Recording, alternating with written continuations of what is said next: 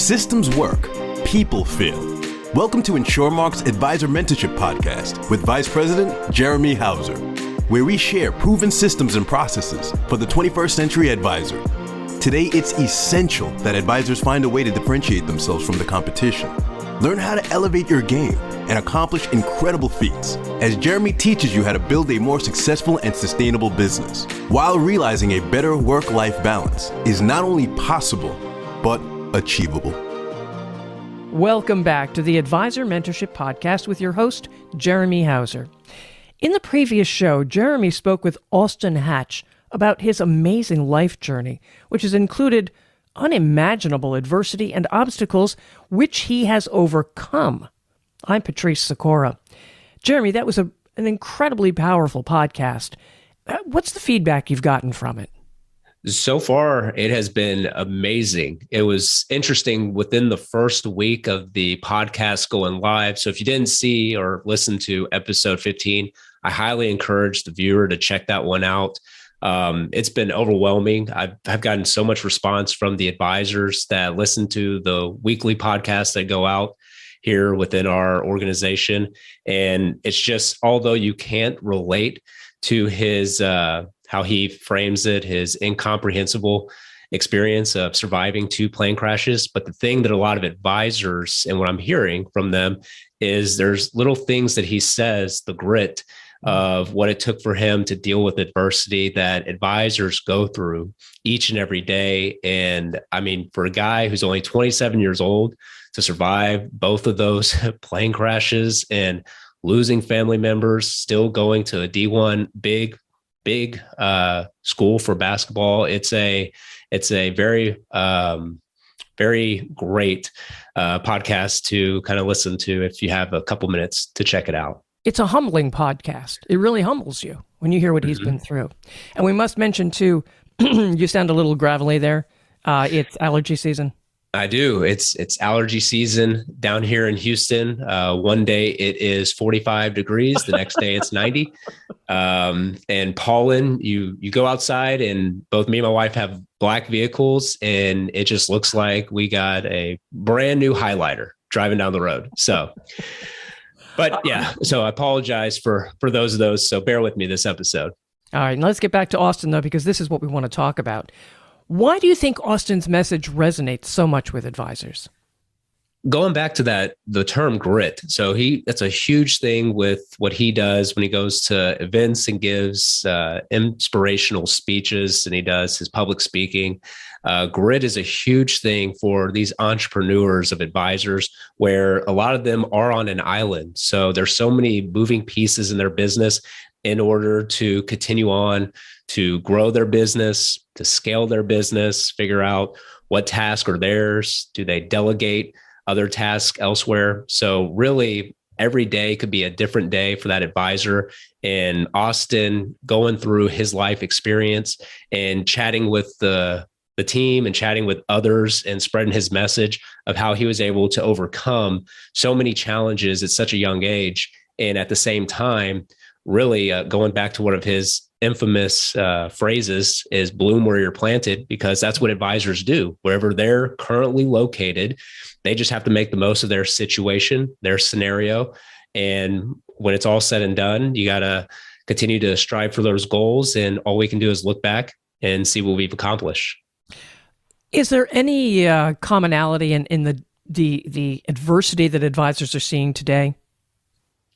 I would say for the most part, I have a lot of advisors who might see similar adversities when it comes to marketing, just because some of the adversities that they go through, they might be trying a new marketing program that they're been very successful in the past doing a couple things, but they know the future and wanting to be around for the next decade or two in this industry. They might start to do more online appointments or become more nationally known. So it's not about just marketing in their own demographic. So possibly I'd say there's a little adversity for advisors on the marketing front. And then I got on the other end, the operational side. Really, as advisors are growing rapidly, it comes back to scaling your practice and possibly delegating some of the tasks and some of the things that advisors who are really there to be the go-to person to have conversations about repositioning assets and helping a customer financially, they shouldn't be focused on too much of their time when it comes to paperwork and possibly setting up their schedule and doing other things with their brand. And they should really be focused on what helped them continue to scale and grow their business on the revenue side. And that leads us to systems, processes. Where do they learn about these systems, and what kind of role do they play in scaling a practice?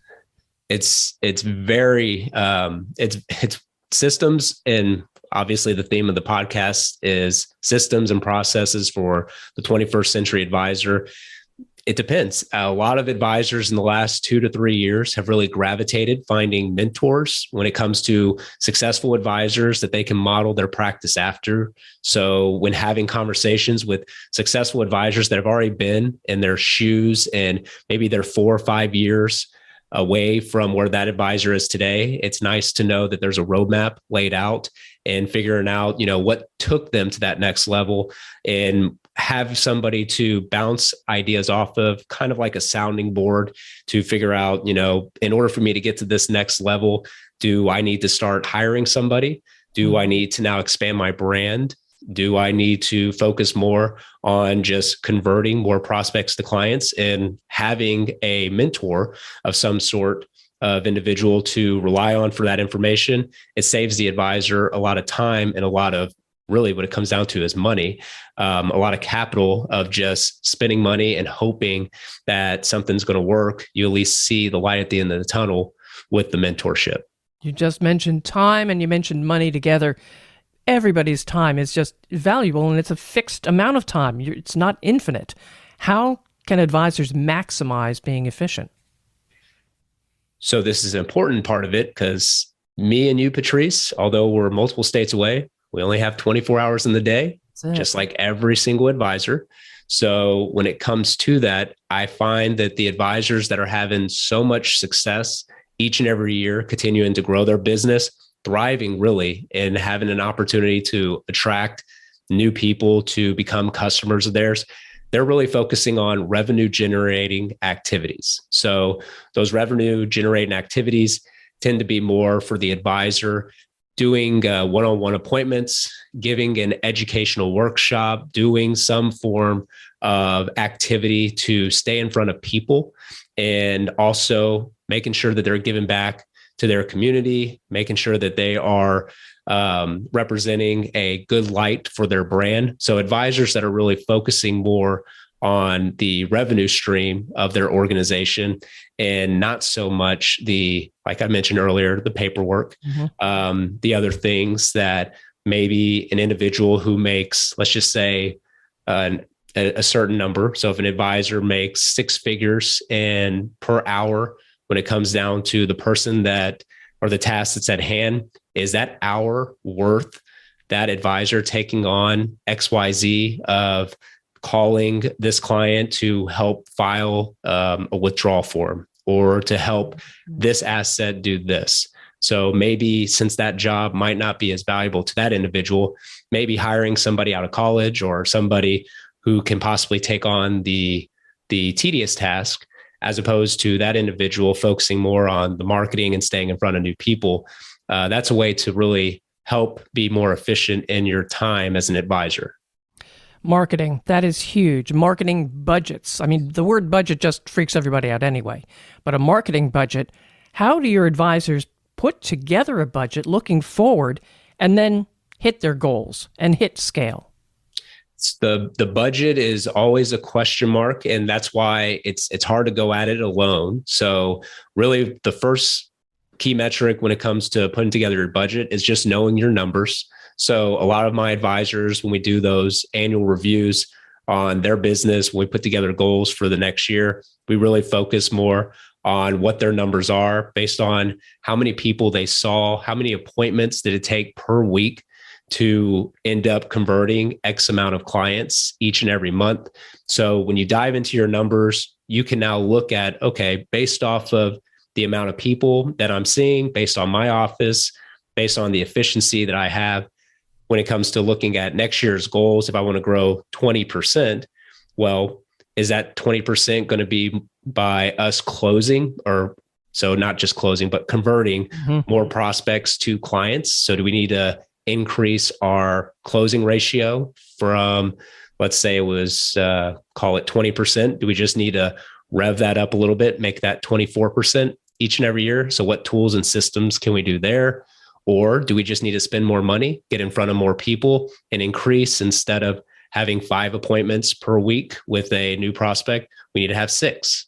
So maybe it comes back to just, instead of having 5 appointments per week, we need to make sure we're maximizing those dollars we're spending to try to generate at least 6 appointments per week. So now we're able to scale to that 20% growth next year. But obviously, when it comes to the marketing budget, you want to make sure you're implementing systems and processes that can get you to that number. So you don't want to necessarily have 6 appointments each and every week and you feel like you're going to hit your goal that way, but the marketing that you're doing or the dollars you're spending might not be the right approach to get you to that 20% goal. So that's why it's always nice to take a step back, have an individual like what we have here as an ADC.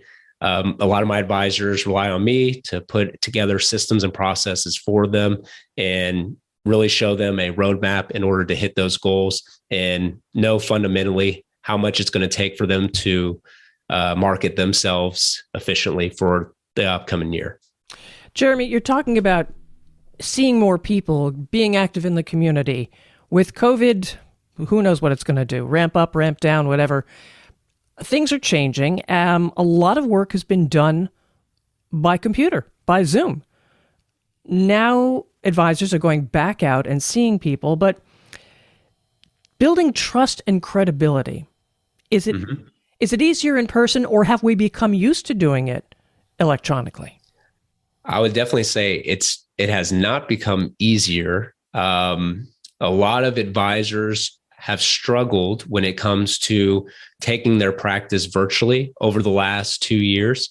Thankfully, we do have a handful of advisors that are already starting to see the success when it comes to taking their practice 100% virtually. So there are systems in play that can help an advisor get there, but they have to be willing to put in the work. And really when it comes to the difference, at least from my view of what I see from the advisors doing virtual appointments compared to in-person, is in a virtual world, people move people more. So what I mean by that is it's not so heavily relied on software tools or what what they can do with their asset allocations. The advisor really has to get more involved with that person, listening. There's a lot more that goes into it when you're not physically, you might not have heard this term, but belly to belly, which is a term in our industry. I have. Okay. So when you're in person with somebody, belly to belly with them, the main goal is you can easily start to gauge and get a good grasp and build a relationship a lot easier in person as opposed to in a virtual world. But with all that said, the incredible opportunity that lies ahead for those advisors that do start to pivot and start to complement their live world with some virtual stuff.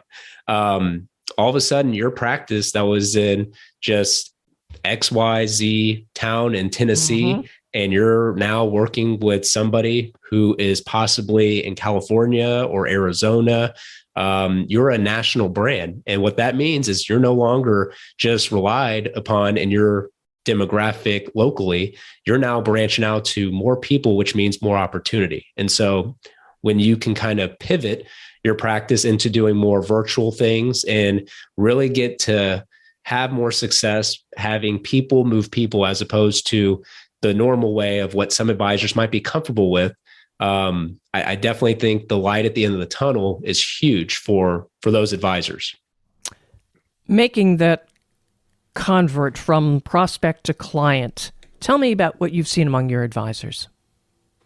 It is a challenge. And at the end of when it's all said and done, if it was easy, you know the saying, if it was easy, then everybody would be doing it. So the advisors that are sticking with processes and really just giving it their all, they're putting in the extra work, They see the fact that they want to be around for the next 10, 15, 20 years. Not saying that everything, I don't have a crystal ball, not saying that advisors who are doing everything 100% in person today aren't going to be relevant in that time, but you do. And if anything was taught here in the last 2 years, the uncertainty is just something you want to plan for. So just in case, if things were to ever shut down, you want to make sure that your practice and your business, especially as an entrepreneur that you have so many people, your family members relying on you, you want to make sure no matter what obstacles get tossed your way, you're able to succeed in the uncertain times. So I actually saw an interesting article. It was in Financial Advisor magazine, and it talks about this group that a lot of advisors don't really focus on, and it's the Gen Xers. So everybody talks about the millennials, the baby boomers, but the Gen Xers are kind of this secret crowd that nobody really talks about in the financial world. But what's interesting with them is the amount of wealth that they're going to be inheriting here over the next coming 15 to 20 years. And the way that they communicate with people, they are definitely looking for not just the best individual in their area, they're looking for the best person in the country to do business with. So the light at the end of the tunnel, like I've referenced here, in the scaling and seeing where your business is going in the next 10 to 15 years, it's kind of glaring, the fact that, with so much money in motion here over the next 10 to 15 years, and a lot of these individuals who are used to working with the best, and these are very savvy individuals, it might be worth taking a second look at possibly just complementing your live business with virtual stuff. Mm-hmm. Lots of great stuff here, Jeremy. Despite the allergies there, is there anything you want to add that we've missed that we didn't talk about? I just think for the most part, I'm hearing a lot of great stories from advisors that are challenging themselves here for 2022. I definitely think some of the previous podcasts, a lot of obstacles, advisors that I talk to each and every day, a lot of some similar obstacles that come about are referenced in some previous podcasts. So if they get a chance, feel free, they can reach out to me, or they can just check out some previous podcast episodes that talk about some of the marketing things that we're doing here at InsureMark. And some of those advisors that are doing some of these programs I've already echoed and chatted about those on previous episodes too. So make sure you have a plan. We're off to a great year, and looking forward to our next episode. And how can people reach you? At advisormentorship.com. They can feel free to watch the video there, and we can send them over our introduction kit, or you can just give us a call at 713-973-7575. All right, then follow the Advisor Mentorship Podcast. That way you're going to get the latest show. And don't be greedy. Share the insights and the information with colleagues and friends. Enjoy it all. I'm Patrice Sikora, and let's talk again later. Thank you for listening to the InsureMark Advisor Mentorship Podcast with Vice President Jeremy Hauser. Click the follow button to be notified when new episodes become available, and connect with Jeremy on LinkedIn to stay up to date.